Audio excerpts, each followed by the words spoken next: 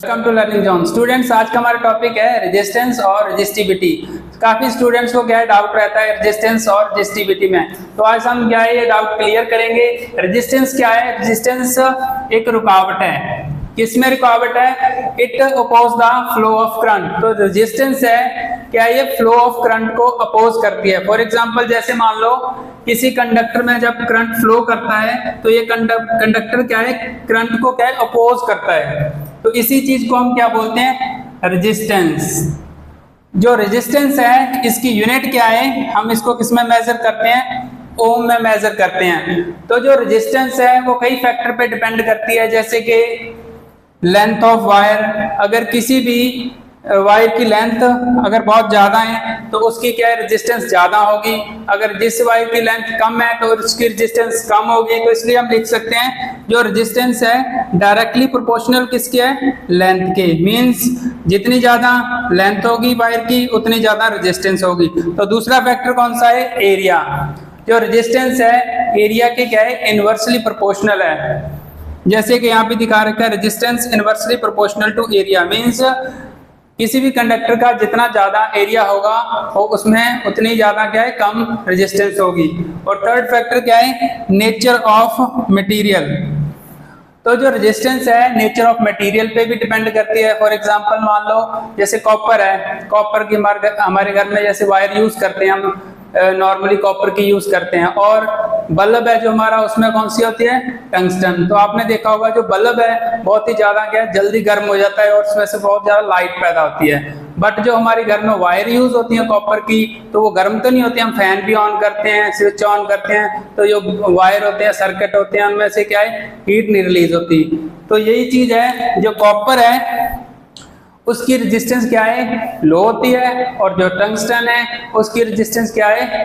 High होती है। तो ये जो रेजिस्टेंस है इसका कॉज क्या है? भी किसी भी कंडक्टर में रेजिस्टेंस पैदा क्यों होती है? इसका कॉज है कोलिजन ऑफ इलेक्ट्रॉन। जब किसी भी कंडक्टर में इलेक्ट्रॉन्स फ्लो करते हैं तो आपस में क्या है टकराते हैं। कोलिजन मींस टकराते हैं। तो इलेक्ट्रॉन जितने ज्यादा टकराएंगे तो क्या है रेजिस्टेंस उतनी ज्यादा होगी। इसीलिए जब हम लेंथ इंक्रीज करते हैं तो जो इलेक्ट्रॉन्स के फ्लो करने के लिए क्या एरिया कम हो जाता है, तो इलेक्ट्रॉन्स ज्यादा टकराते हैं और क्या है रेजिस्टेंस ज्यादा पैदा होती है। अगर एरिया ज्यादा होता है कंडक्टर का तो उसमें क्या है इलेक्ट्रॉन्स इजीली फ्लो करते हैं और रेजिस्टेंस क्या है कम पैदा होती है।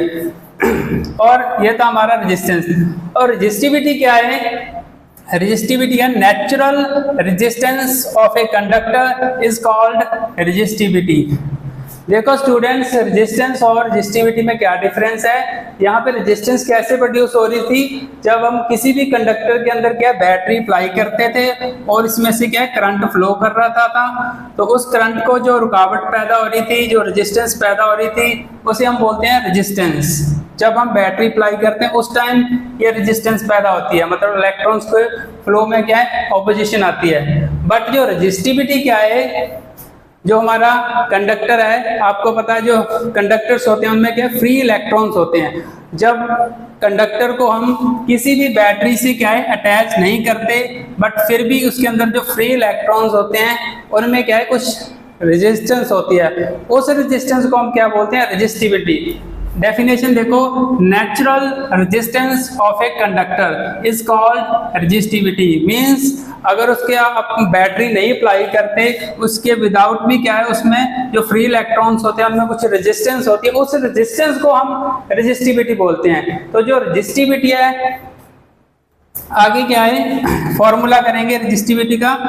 रेजिस्टेंस आपने देखा था किसके डायरेक्टली प्रोपोर्शनल है? लेंथ के। और इनवर्सली प्रोपोर्शनल किसके है? एरिया के। ये दोनों इक्वेशन ले लो 1 और 2। हमारे पास क्या आ जाएगी? R is directly proportional to L by A। जब हम प्रोपोर्शनल साइन को हटाते हैं तो हमारा क्या है कांस्टेंट आता है। ये कांस्टेंट यहाँ पे क्या आएगा? रो। ये वाला साइन है इसको हम रो बोलते हैं, ठीक है। तो ये जो रो है इसको हम क्या बोलते हैं? रेजिस्टिविटी। रेजिस्टिविटी। तो ये जो रेजिस्टिविटी है किसके इक्वल आएगी? RA बाई L, ठीक है। ये हमारा फॉर्मूला किसका बन गया? रेजिस्टिविटी का। तो अब जो रेजिस्टिविटी है इसकी यूनिट क्या होगी? आर क्या है, आर की यूनिट होगी ओम, एरिया की क्या होगी मीटर स्क्वायर, और लेंथ की क्या होगी मीटर। जब हम मीटर स्क्वायर को मीटर से कैंसिल करेंगे तो हमारे पास क्या बचेगा ओम मीटर। तो ये रेजिस्टिविटी है, इसकी यूनिट क्या होगी ओम मीटर। Thank you students.